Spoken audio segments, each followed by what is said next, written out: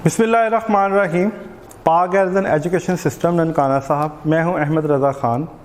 मेरा बेटा, हम लोगों ने डिटर्मिनेंट्स, प्रॉपर्टीज़ और डिटर्मिनेंट्स का टॉपिक शुरू किया हुआ था। हमने उसके डिफरेंट क्वेश्चंस देखे थे। क्वेश्चन नंबर 3 देखा, क्वेश्चन नंबर 2 देखा, क्वेश्चन नंबर 4 देखा। अब हम लोग क्वेश्चन नंबर 5 पर थे और 5 का अब मैं छठा और 7वां पार्ट करना चाहूँगा।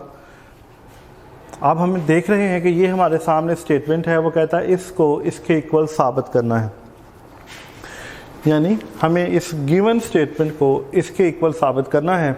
और जैसा कि हम पहले देख रहे थे कि हम विदाउट एक्सपेंशन बात कर रहे थे, हम रोज़ कॉलम ऑपरेशंस को देख रहे थे कि हम एलिमेंट्री रोज़ कॉलम ऑपरेशन किस तरह करते हैं। तो हमने उस ऑपरेशन के साथ इसको जो था वो यहाँ तक प्रूव करना था। अब हमारे पास ये स्टेटमेंट गिवन है, वो कहता है इस स्टेटमेंट को इसके इक्वल हमें प्रूव करना है। तो लेट्स स्टार्ट। हम इसे देखते हैं कि हम इसके साथ क्या कर सकते हैं। This is solution. ये हमारे पास है m n l l square n l m m square l m n और एन स्केयर। मैं क्या करूँगा, मैं एल एम एन से मल्टीप्लाई करूँगा, एल एम एन से डिवाइड करूँगा। Divide and multiplied by l m n, divide and multiply by m n L.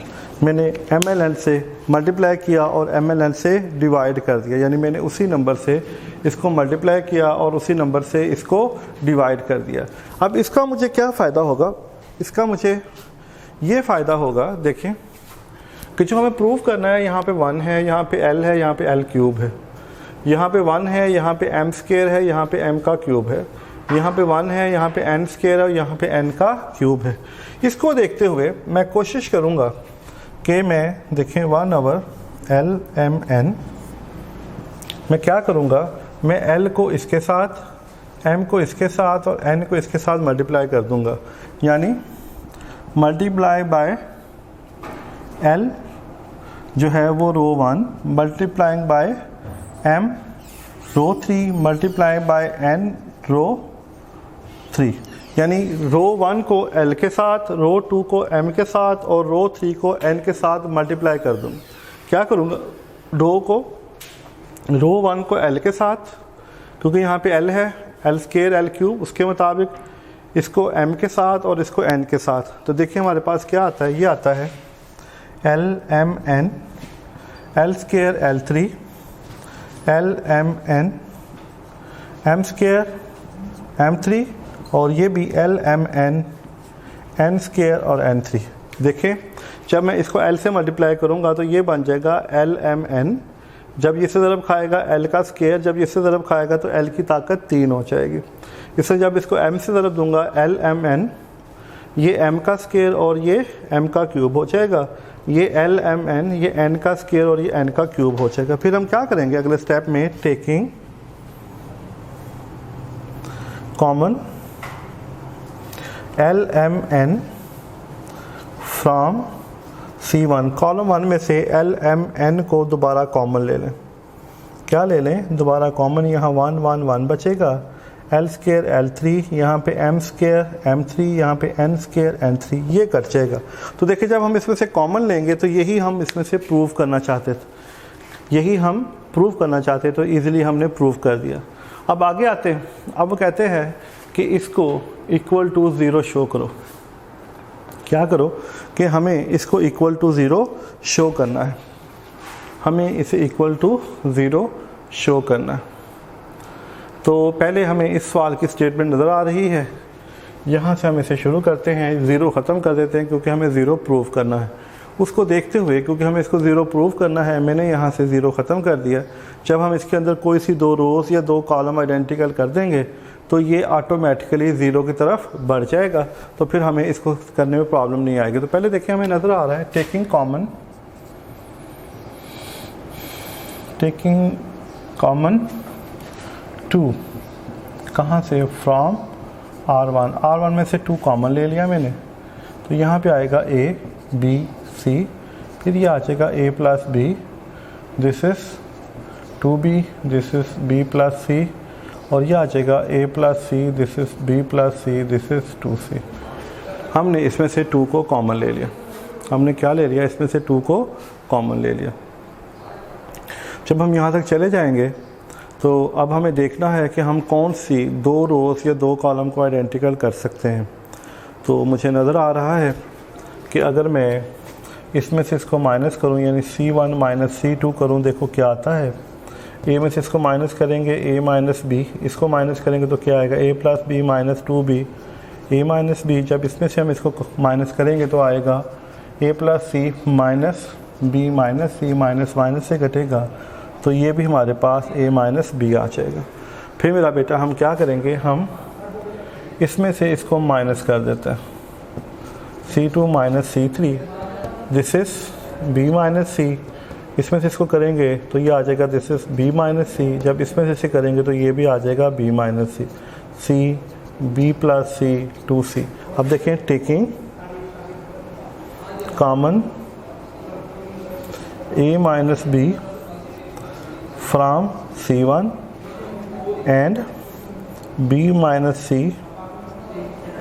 From C2, तो ये आ जाएगा 2 into a minus b minus c। तो यहाँ पे क्या बचेगा, 1 1 1 1 1 1 c b plus c and 2c। We can see that 2 into a minus b minus c and 0 is equal to 0 because C1 and C2 are identical. यानी हमें नज़र आ रहा था कि हम इसमें से कॉलम 1 में से a माइनस b और कॉलम 2 में से b माइनस c कॉमन ले सकते हैं। क्या कर सकते हैं, कॉमन ले सकते हैं। और कॉमन लेने से हमारे पास जो बाकी बचा वो 1 1 बचा, और हमें नज़र आ रहा था कि जो रो कॉलम 1 है और जो कॉलम 2 है वो दोनों आइडेंटिकल आ गया। तो हमारे पास जो गिवन स्टेटमेंट है वो जो है वो पूरे का पूरा डिटर्मिनेंट इक्वल टू 0 हो जाएगा। एक बार फिर देखें उसने कहा कि ये हमारे पास स्टेटमेंट है, इसको इसके इक्वल प्रूव करना। अब इसको प्रूव करने के लिए जो चीज़ सबसे इम्पॉर्टेंट थी जो मेरे जहन में आई फ़ौरन इसको देखते हुए, वो चीज़ मेरा बेटा ये थी कि देखिए यहाँ पे 1 था, यहाँ पे l स्क्वायर, यहाँ पे l क्यूब। अगर मैं इस टर्म को l से मल्टीप्लाइड करता तो यहाँ पे l स्क्वायर बनता, यहाँ पे क्या बनता, l का स्क्वायर, और यहाँ पे क्या बनता, l का क्यूब। इसी तरह अगर मैं इसको m से ज़रूर देता तो यहाँ पे m का स्क्वायर और यहाँ बनता m की 3, यहाँ बनता n का स्क्वायर और यहाँ बनती पावर n की 3। तो इसी चीज़ को मद्देनज़र रखते हुए मैंने ये फ़ैसला किया कि l को रो 1 के साथ, m को रो 2 के साथ और n को रो 3 के साथ मल्टीप्लाइड किया जाएगा। और जब मैंने उसको मल्टीप्लाइड किया, देखिए हमारे सामने ये सिचुएशन क्रिएट हुई। अब इसमें से l m n कॉमन आता है। क्या आता है हमारे पास, l m n कॉमन आता है। जैसे ही मैंने l m n कॉमन लिया, ये आपस में कैंसिल हो गए, तो मेरे पास जो बाकी स्टेटमेंट बची वो स्टेटमेंट वही थी जो मैं प्रूव करना चाहता था, अब इसी तरह नेक्स्ट क्वेश्चन था। नेक्स्ट क्वेश्चन में वो कहता है साबित करो इक्वल टू 0 है। तो क्या मुझे इक्वल टू 0 साबित करना था, और इक्वल टू 0 साबित करने के लिए हम तीन प्रॉपर्टीज़ को फॉलो करते हैं। कोई सी 2 रोज़ आइडेंटिकल आ जाए, कोई से 2 कॉलम आइडेंटिकल आ जाएं, या हमारे पास कोई सी भी एक रो या एक कॉलम 0 0 हो जाए, तो सारे के सारा डिटर्मिनेंट 0 0 हो जाता है। अब मुझे नज़र आया, देखें यहाँ पे 2 कॉमन था, मैंने यहाँ से 2 कॉमन ले लिया। अगर आप यहाँ से 2 कॉमन नहीं भी लेते, आप इसको डायरेक्टली भी सॉल्व करते तो भी ये सॉल्व हो जाएगा। इसको सॉल्व करने के बेशुमार वेज होते हैं, इसलिए ज़रूरी नहीं होता कि जो ऑपरेशन मैं कर रहा हूँ वही ऑपरेशन आप भी करें। आप खुद से भी जो है वो ऑपरेशन क्रिएट कर सकते हैं। मैं रोज़ में कर रहा हूँ, आप कॉलम में भी कर सकते हैं, मैं कॉलम में कर रहा हूँ, आप रोज़ में भी कर सकते हैं। तो उससे सच है ऐसा कोई फ़र्क नहीं पड़ता, बल्कि सवाल ज़्यादा खूबसूरत हो जाता है। जब हमने इसमें से 2 कॉमन ले लिया तो मेरे पास ये स्टेटमेंट बची। अब मुझे नज़र आ रहा था कि अगर मैं इसमें से इसको माइनस करूं, देखिए इसमें से इसको माइनस करूंगा तो a माइनस b, जब इसमें से इसको माइनस करूंगा तो a as it is, b minus 2b minus b बन जाएगा। इसी तरह जब मैं इसमें से माइनस करूंगा तो ये माइनस b माइनस c के साथ कट जाएगा, तो मेरे पास क्या बनेगा, a माइनस b बनेगा। सिमिलरली जब मैं इसमें से इसको माइनस करूंगा b माइनस c, जब 2b में से करूँगा, देखो 2b माइनस c हो जाएगा, b में से b माइनस b और ये माइनस c आ जाएगा। इसी तरह जब मैं इसमें से करूँगा b और इसमें से माइनस करूँगा तो माइनस c। यहाँ तक जाने के बाद देखें मुझे नज़र आ रहा था कि कॉलम 1 में से ये स्टेटमेंट कॉमन है और कॉलम 2 में से ये वाली स्टेटमेंट कॉमन है। जैसे ही हम उसमें से कॉमन लेंगे तो हमारे पास जो बाकी है कॉमन लेने से हमारे पास जो स्टेटमेंट बनती है, पहला कॉलम भी 1 1 बनता है और हमारे पास जो दूसरा कॉलम है वो भी 1 1 बनता है। तो इस तरह हमारे पास ये दोनों कॉलम आइडेंटिकल आ जाएंगे। जब ये दोनों कॉलम आइडेंटिकल होंगे तो ये पूरे का पूरा डिटर्मिनेंट इक्वल टू 0 आ जाएगा। तो जब हम 0 को किसी भी नंबर से मल्टीप्लाई करेंगे तो वो सारे के सारा टर्म्स 0 हो जाएगी। तो इस तरह करने से हमारे पास जो हमारी रिक्वायरमेंट है वो पूरी हो जाती है। अब इस तरह नेक्स्ट देखें, इसका नेक्स्ट पार्ट है हमारे पास, हमारे पास इसका नेक्स्ट पार्ट है। नेक्स्ट पार्ट भी जो है वो डिटर्मिनेंट की एक प्रॉपर्टीज़ है। उसने कहा है कि इसको शो करो कि ये इसके इक्वल है, तो हम उसको जो है वो फॉलो करते हैं। देखिए हमारे पास जो है वो नेक्स्ट जो है वो ये है, द 8th पार्ट है क्वेश्चन नंबर 5 का।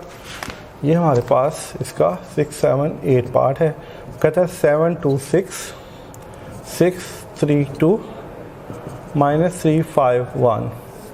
कहता प्रूव करो ये इक्वल है 7 2 7 6 3 5 -3 5 -3 प्लस ये हमारे पास है 7 2 6 3 -3 5 -1 -3 4।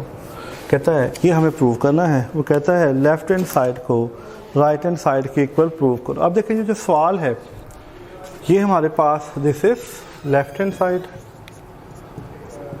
This is right hand side. मैं राइट हैंड साइड ले लेता हूँ, I am taking right hand side. हम राइट हैंड साइड से जो है उस क्वेश्चन को स्टार्ट करते हैं। देखें 7 2 6 3 -3 5, यहाँ 7 5 -3 प्लस 7 2 6 3 -3 5। ये हमारे पास आ गया। अब यहाँ पे देखिए हमने जब ये सवाल स्टार्ट किया था तो हमने बात की थी कि कोई सी 2 रोज़ 2 कॉलम आइडेंटिकल आ जाए, कोई सी एक रो की तमाम एंट्री 0 हो जाएं या कोई सी एक कॉलम की तमाम एंट्री 0 हो जाएं तो वो सारे के सारा 0 हो जाता है। अब यहाँ पे उसी चीज़ को हमें अपने ज़हन में रखना है। ये भी इसकी प्रॉपर्टीज़ है डिटर्मिनेंट की। वी कैन सी दैट, देखें the first column and the second column. इस क्वेश्चन के अंदर जो पहला कॉलम है और जो उसका दूसरा कॉलम है वो बिल्कुल सेम है। इसका जो पहला कॉलम है और जो इसका दूसरा कॉलम है वो दोनों के दोनों बिल्कुल सेम है। क्या है? वो दोनों बिल्कुल सेम है। जब कोई भी हमारे पास ऐसा डिटर्मिनेंट हो जिसमें 2 कॉलम सेम हो तो हम इसको नहीं छेड़ते, तो फिर हम तीसरे कॉलम को तीसरे कॉलम में जमा करते हैं। देखिए 7 - 1 5 -3 -3 प्लस 4। जब हम इसको सॉल्व करेंगे 7 2 6 6 3 2 -3 5 1। जब हम इसे सॉल्व करेंगे देखें this is equal to left hand side, तो ये ऑटोमेटिकली लेफ़्ट हैंड साइड बन जाएगी। क्या बन जाएगी? हमारे पास ये लेफ़्ट हैंड साइड बन जाएगी। यही हम प्रूव करना चाहते थे कि left hand side is equal to right hand side. तो हमने देखें बड़े आराम से, सिर्फ हमें ये देखना होता था कि अब हमें नज़र आ रहा था कि जो इसकी पहला कॉलम है, जो इसका पहला कॉलम है, जो इसका दूसरा कॉलम है, जो इसका दूसरा कॉलम, दोनों सेम है। तो जो अगर दोनों कॉलम सेम हो तो तीसरे कॉलम के अंदर प्लस माइनस किया जा सकता है। With the help of these situations we have to solve this property, we have to take this property.